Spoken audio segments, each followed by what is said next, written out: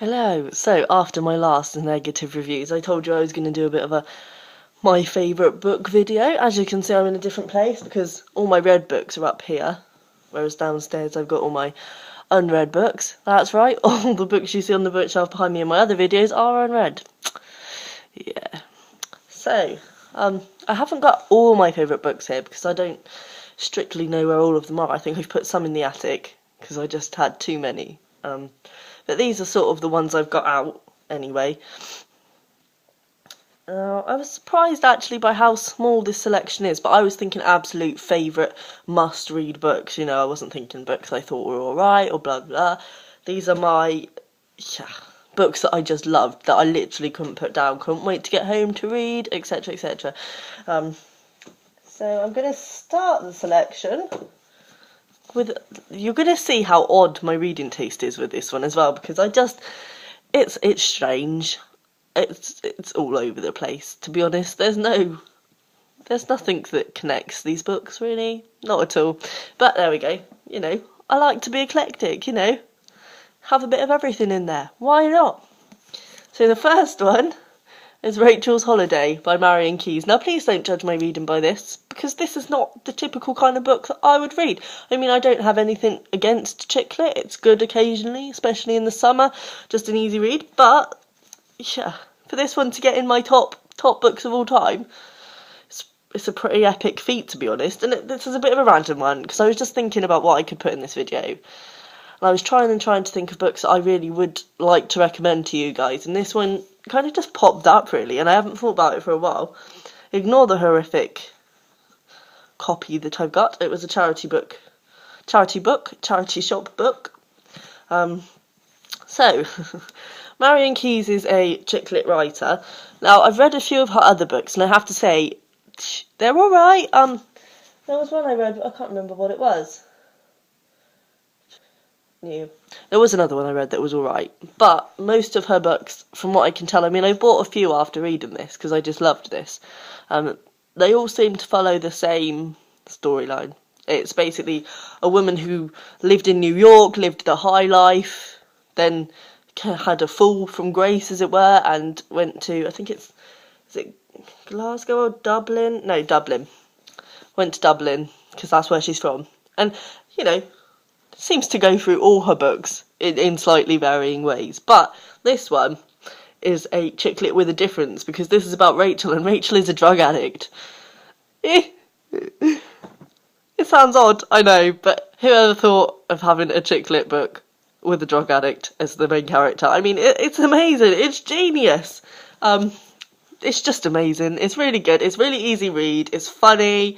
It's touching. Obviously, there's sad bits because it's about drugs and blah, blah, blah. And she ends up in rehab. And it's just, you know, her getting her life back together, basically, after it's just fallen apart.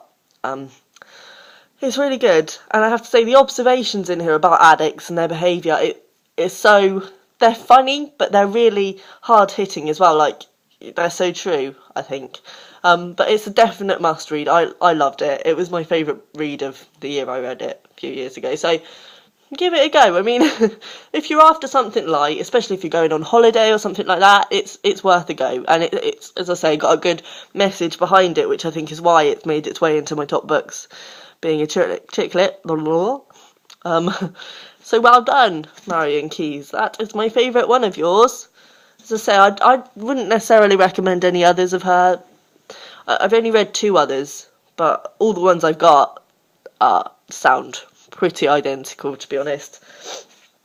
Next is, now this is an odd little book. What I used to do is I used to go on Amazon every Christmas when I was a kid, and I used to I used to make a list of my Christmas books that I wanted, and I used to just think of one book that I wanted and then go into the Amazon recommends and just click on all of those and end up in the oddest places by just clicking on all the recommends and going to their recommends. And yeah, that's what I used to do for Christmas because it was fun.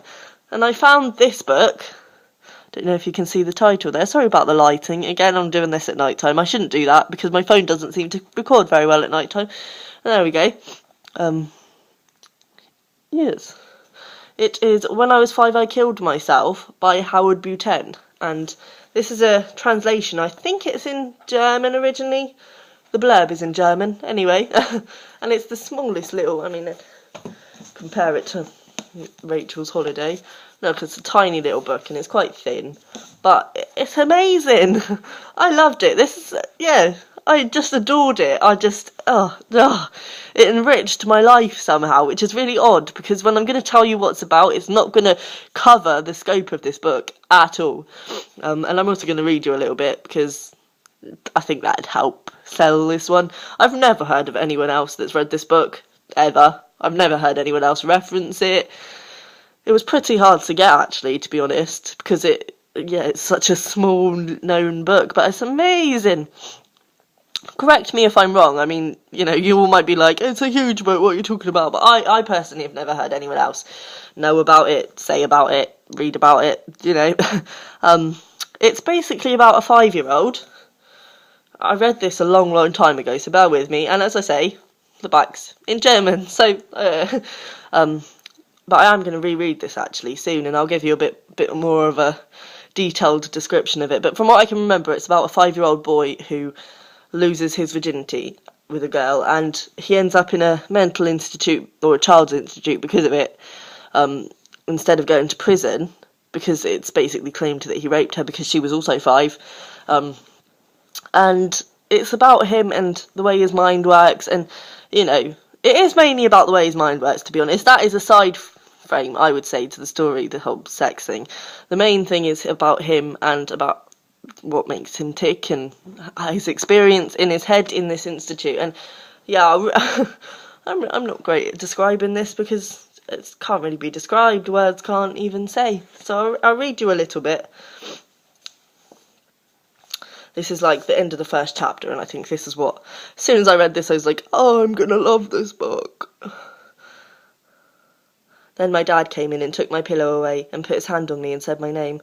I was crying. He bent over and put his hands under me and lifted me up. He did this to the back of my hair, and I put my head on him. He is very strong. He whispered, it's okay, son. Don't cry. I'm not, I said. I'm a big boy. But I was crying. Then Dad told me that every day somebody gets dead and nobody knows why. It's just the rules. Then he went downstairs. I sat on my bed for a long time. I sat and sat. Something was wrong inside me. I felt it inside my stomach and I didn't know what to do. So I laid down on the floor. I stuck out my pointer finger and pointed it at my head. And I pushed down my thumb and killed myself. Yeah, it's gorgeous, honestly. Read it. Please tell me what you think of it after you've read it. Please, please do. Because I think everybody should read this. It's gorgeous. Gorgeous. Next I have, again, a bit of a random one. And I warn you now, again, I read it a long time ago and I can't remember much, but I can remember loving it. And it's a gorgeous book as well. It is A Visit from the Goon Squad by Jennifer Egan. Now, I think the reason I loved this book, and a lot more books are doing it now, where they're being a bit different and doing different things in different formats, but this is probably one of the first books I read of recent years that has done that, and I think that kind of interested me. I mean, for example, there's a whole chapter that is a PowerPoint presentation, blah, blah, blah. Basically, this is one of those books that I don't normally like books like this, actually. It follows various characters who have something to do with each other in some way, but their stories don't necessarily interweave. But, they all sort of know each other or bump into each other at some point or whatever. And it's basically just about life and life's failures and struggling through things. And, yeah, it's just really good. I remember really loving reading it and just really being hooked on it, to be honest. I found out about it on the TV Book Club. Who loves that programme and who misses it? I do. I used to love it. It was amazing. Sunday nights were all about that. So yeah, they all were very positive about this book as well. And I've heard a few people on BookTube talk about it, but not many actually. I suppose it's sort of quite old now. Oh, time flies. But yeah, I really loved this. I'm sorry I can't tell you more. I should have really reread all these books before I did this video, but I was just thinking, I haven't done a video this week. I'll quickly do this now. Yeah, my planning. Great. So yeah, I'm definitely going to read a bit more of her. I said that as soon as I finished this, and then just didn't. Oh, and I've just seen it won the Pulitzer Prize for Fiction in 2011, so That's a recommendation for you, isn't it? Yeah, I've actually got some more of her books that I've added to my wishlist on Book Depository recently, because I think she's a very talented writer. Next, I have only 2 more left. Next, I have Me Before You by Jojo Moyes. Again, a chick lit. I don't feel this represents my reading very much. I'd say, to be fair, when I was 5, I Killed Myself represents my reading more than the others. But, yeah, keeping it eclectic. Yes, Me Before You by Jojo Moyes. Now, I didn't want to like this book. I've seen it everywhere, and I was like, it's probably going to be one of those books that everybody's reading, but it's actually terrible. So I didn't pick it up for ages, and then I saw it on I think it was a buy one, get one half price in WH Smith or something. And I finally picked it up last year.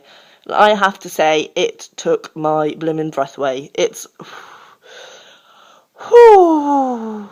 amazing. Again, it's a very different take on the chick lit genre, and it's very hard hitting and, yeah, pretty depressing, to be honest. In a nice way. Like, it's in one way it sort of teaches you to embrace life and take each day for something special, you know, and all of this. But then in another way, it makes you want to cry a lot. It's about Lou Clark, who I can't remember what the man's called. Sorry, Will Trainer. So it's about Lou Clark. She's worked in this little cafe all her life, and then it's closed down, I think, and she ends up working as a carer for a paraplegic. I think he's a paraplegic. He can't move, basically. It's just his head that moves. And he's in this condition because of a car crash, and before that he was very active, you know, he did all these crazy sort of activity holidays, and he really lived life. And then he was in this car crash. As I say, it's heart-wrenching, it'll make you cry, but it'll really make you think, and it's really good. And I think, you know, it deserves more recognition than it gets, to be honest, because as I say, I didn't know how good it was going to be. I thought it was just a general chick lit book, and it's really, really so much more than that. Read it. Let me know what you think again. And this is the last, and probably my favourite. It's the one that I've revisited time and time again. It's the one that resonates the most with me. And again, I'm ashamed to say it, because the reputation this book has is not really what I think it should have. Like, it's so popular, especially since the film came out last year or the year before. I think last year. And it just deserves so much more, because it's been, again, the film's very much been marketed as a typical coming of age story, and it's not, and that's why I love it. And again, I put off reading this for ages and ages and ages because of the reputation behind it, and because I thought it's going to be rubbish, like, it's going to be a Catcher in the Rye. And by the way, I don't like that book. I do intend to reread it, because a lot of people have said it's better on the second read, but the first read, no, did not like it at all. But yeah, back to this one. So I put it off, and then I had it for years, finally got around to reading it when I was about 15, 16, and I have loved it ever since. It is The Perks of Being a Wallflower by Stephen Chbosky. Amazing. Like, this is so uniquely written, and I don't think he's done anything else. I have looked and I couldn't find anything. Let me know again if I'm wrong there. I'd love to read more of him, to be honest. But his writing style is beautiful, and again, his observations are amazing. Like, I'm a quiet person, and I sit back, and I am the definition of a wallflower in a social situation, and it's making my face go green. And yeah, the observations he makes are just gorgeous, to be honest. It's written, if you don't know, which I'm sure most of you do, it's written by Charlie, who writes letters to an unnamed person. It's just someone he met at a party, I think. He doesn't know them. He just wants to tell his story, so he writes somebody who doesn't know letters. And who they are isn't important. It's just that we're reading these letters, and it's about him, and he's just joined school, secondary school, or whatever it's called in America, high school, or whatever, and yeah, it's amazing, like, the experiences he has. And like, I was going to find this quote, but as I said, it's late, and I got lazy with this video. There's a quote in here that's and I'm sure you've all heard it in the film if you haven't read the book, about, you know, you can't just sit by and be nice and expect that to be enough. You have to do stuff, otherwise people don't feel that you're, you know, doing anything for them. You know, you can't just sit back. And it's, yeah, I've been telling myself that for years and it doesn't work. I still just try and be nice and it never is enough, to be honest. Yeah, read this, especially if you're quite quiet and you feel quite ostracised from society sometimes, which a lot of readers do, to be fair. Oh, it's made me go green again. Yeah, this is my all-time favourite. As I say, I've read it a few times, and every time I've read it, it's been like, wow, that's great. As I say, I was a bit disappointed by the film, just because it did just market itself and was just your typical coming-of-age film. And that's really not what this book is about. This book is about being different and not fitting into your typical coming-of-age film, for me. I know a few people have said recently that they've seen the film and it's just as good as the book. And, I mean, I've got it on DVD and I've watched it a few times. It's not awful, but I just think it doesn't do the book justice, to be honest. Yeah, sorry this was a bit slapdash. As I say, it's late and I was in the bath just now and I thought, oh, I might do my favourite bits video while I'm upstairs, because, yeah, they're all here, as I say. Look. Another collection of my many.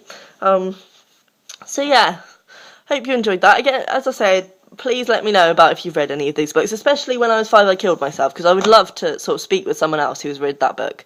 As I say, I will definitely reread that one soon, within the next few months, and give you a sort of more up-to-date review of my feelings on it, because I read it when I was 17 and I was going through periods of, like, life wasn't great and I was sort of wanting a lot of change and going through a lot of changes, and it just seemed like the perfect book for some reason. Like, I can't even justify it to myself, because when I tell myself what it's about, it's like, well, I don't see how. But no, it really was. So yeah, I will edit this to make it more coherent and not so sloppy. Maybe miss out the bits where I said, oh, I didn't plan for this video. Yes. So yeah,